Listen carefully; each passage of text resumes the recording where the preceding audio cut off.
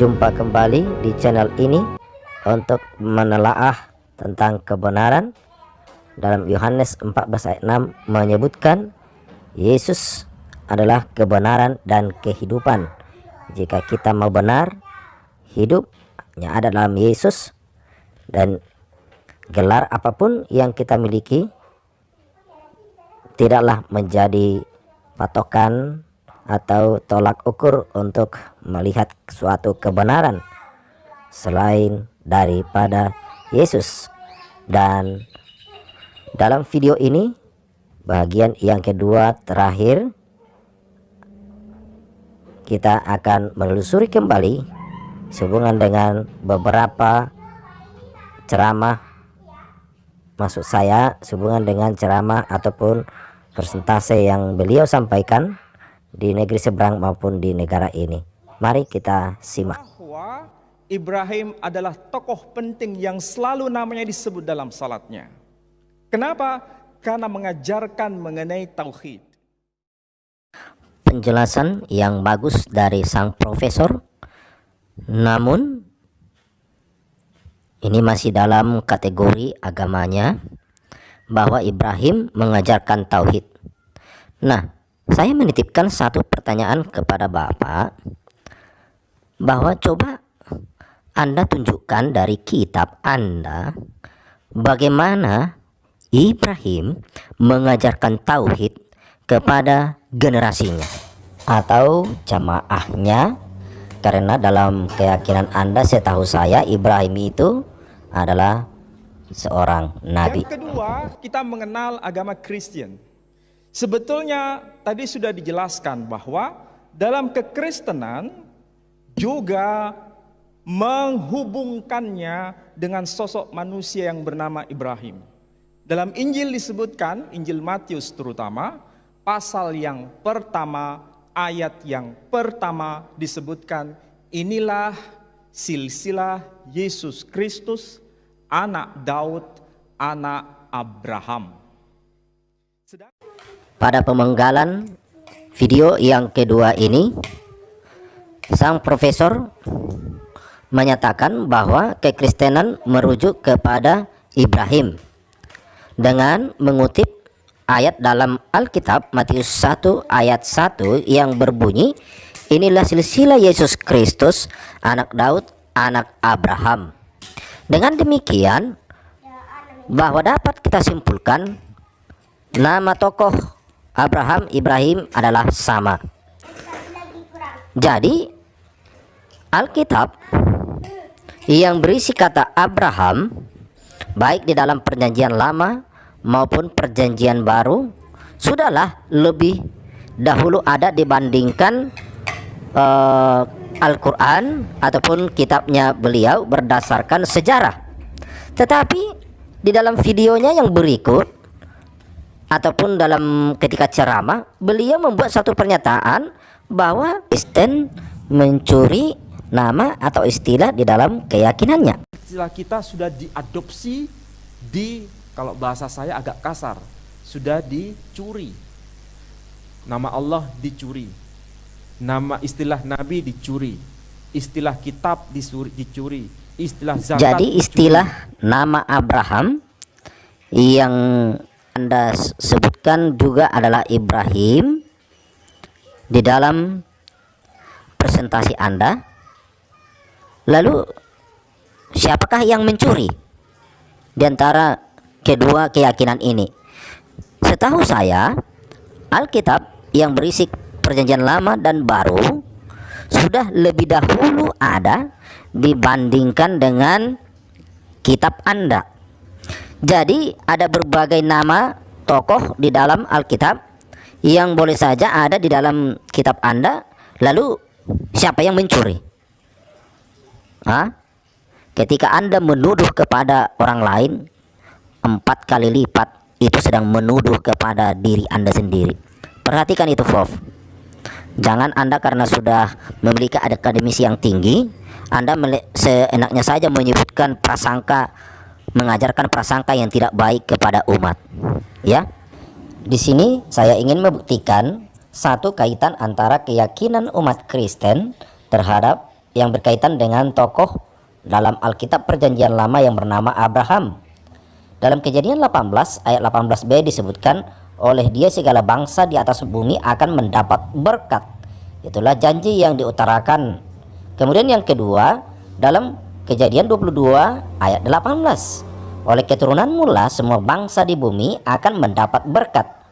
Kemudian Rasul menyampaikan di dalam Galatia 3 ayat 25 dan ayat 8, kemudian dipertegas kembali ya, bagaimana Yesus Kristus adalah kegenapan daripada perjanjian ini, menjadi berkat bagi semua orang, dan berkat yang dimaksud adalah keselamatan. Makanya disampaikan dalam Yohanes 3 ayat 16, karena begitu besar kasih Allah akan dunia ini, sehingga ia telah mengaruniakan anaknya yang tunggal, supaya setiap orang yang percaya kepadanya tidak binasa melainkan beroleh hidup yang kekal. Dan itulah makanya disampaikan kepada murid Yesus, pengikut Yesus, untuk menyampaikan kabar ini kepada seluruh bumi, sesuai Matius 28 ayat 19 dan 20. Itulah satu contoh yang saya uraikan secara singkat tentang kaitan agama Kristen dengan Abraham. Nah, sekarang saya tanya Anda, apa kaitan agama Anda, keyakinan Anda dengan Abraham? Nah, akan semakin bertolak belakang. Nah, kalau dengan Ibrahim, nah bagaimana? Kalau kita baca dalam surah 6 ayat 75 sampai 78, di sana justru ada pengalaman Abraham bagaimana dia pernah ketika melihat bintang, bulan, dan matahari, dia menyebut Tuhanku. Nah, adakah teguran dari Allah terhadap Ibrahim ketika Ibrahim melakukan perkara ini? Nah, ini perlu Anda sampaikan kepada saya ataupun kepada jemaat Anda, atau justru dibiarkan demikian oleh Allah? Karena di dalam ayat selanjutnya saya tidak ada membaca bagaimana diuraikan secara demikian sesuai dengan apa yang saya tanyakan.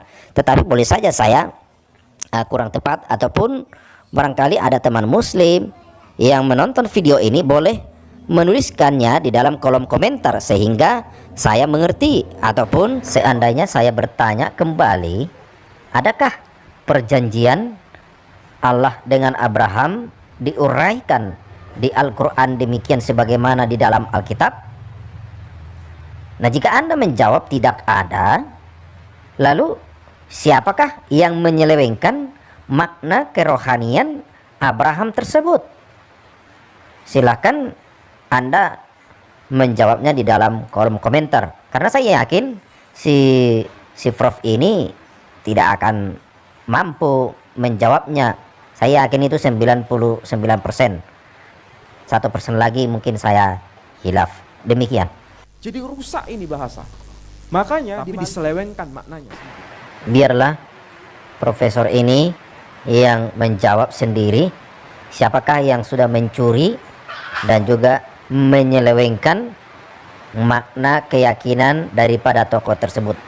Nah, sekarang kita masuk ke dalam bagian yang terakhir tentang kata ataupun pelafalan Allah.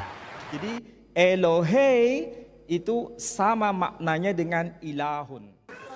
Dalam video saya sebelumnya sudah menyampaikan 3 bukti surah di dalam Al-Quran yang menyatakan ataupun membuktikan kata ilah diterjemahkan kepada Allah. Nah, jika beliau menyebutkan bahwa Elohei sama dengan ilahun di dalam gramatikal Ibrani dan Arab, maka perlu kita berhati-hati ataupun memeriksa kembali di dalam terjemahan Alkitab, atau mungkin beliau kurang membaca kitabnya, bagaimana ilah diterjemahkan kepada Allah. Nah, berikut saya cuplik lagi ada satu contoh ayat yang berbeda dari yang sebelumnya. Dalam surah 6 ayat 91, bagaimana kata ilah diterjemahkan kepada Allah. Jadi kata Elohim atau Elohei dan ilahun yang beliau sampaikan memiliki makna yang sama. Kalau berdasarkan ini berarti itu adalah ya sama artinya, yaitu kepada ilah Allah. Mari kita simak penggalan video selanjutnya. Melalui Al-Quran mengetahui nama Babylon dengan sebutan Babil. Sedangkan dalam Injil, dalam Alkitab, dalam Bible menyebutnya dengan istilah Babel.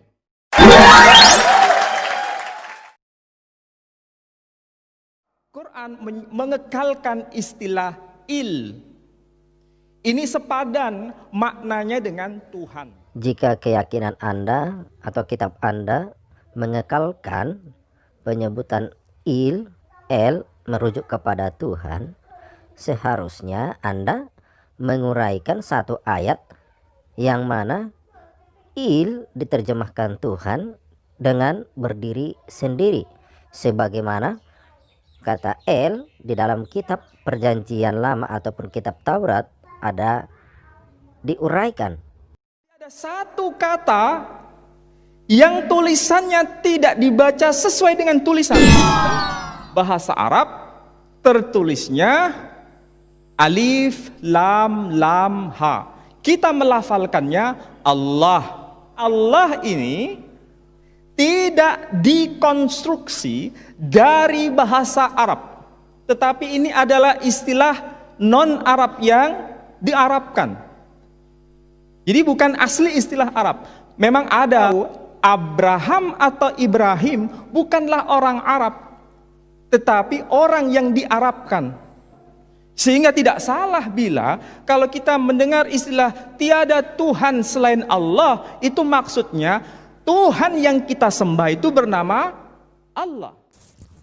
Nama Elohim di dalam kitab Perjanjian Lama yang diarabkan menjadi alif, lam, ha. Nah, bagi saya itu juga kurang tepat dan sangat, kecuali bisa beliau buktikan bagaimana Elohim ketika berfirman kepada Musa menyebutkan dirinya bahwa akulah Allah Abraham, Ishak, Yakub. Nah, adakah demikian diutarakan di dalam kitab Anda bahwa akulah Allah Abraham, Ismail, kemudian dikaitkan dengan Nabi Anda Muhammad? Sekarang ini saya ingin membacakan satu artikel dari Kompasiana yang menyebutkan sebagai berikut. Ada satu peninggalan bersejarah yang menjadi tonggak keberadaan daripada Islam di negeri jiran yang bersurat prasasti Terengganu, dan itu di dalam batu, yaitu tahun 1326 atau sekitar tahun 1386 Masehi. Ini merupakan peninggalan tertua umat Islam di tanah Melayu yang dipercaya sebagai awal masuknya agama Islam di tanah Melayu, dan kata Allah disebut dengan Dewata Mulia Raya. Kata itu lebih bisa diterima di kalangan masyarakat Melayu pada masa itu sebagai kata yang mengacu kepada Zat yang Maha Kuasa pencipta langit dan bumi. Jadi mereka tidak menyebutnya Allah pada tahun ini berdasarkan informasi ini. Jika kita menggunakan Google Translate, maka kata Allah itu adalah terjemahan dari Melayu dan kata ilah itu terjemahan dari Arab, dan itu mengartikan kepada Allah. Sebenarnya bahwa beliau sudah membuat suatu pandangan bahwa bila mana ingin menyelidiki bahwa kata Allah adalah kepada YHWH, maka Anda harus pergi ke Mesopotamia, lalu tanyakan di sana. Dan seharusnya sudah jelaslah, bukan orang di Indonesia ataupun yang di negeri seberang yang mengklaim penggunaan kata Allah itu.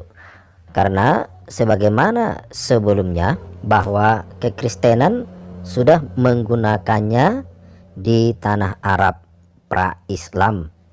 Jadi kekristenan saja tidak membuat suatu klaim yang demikian.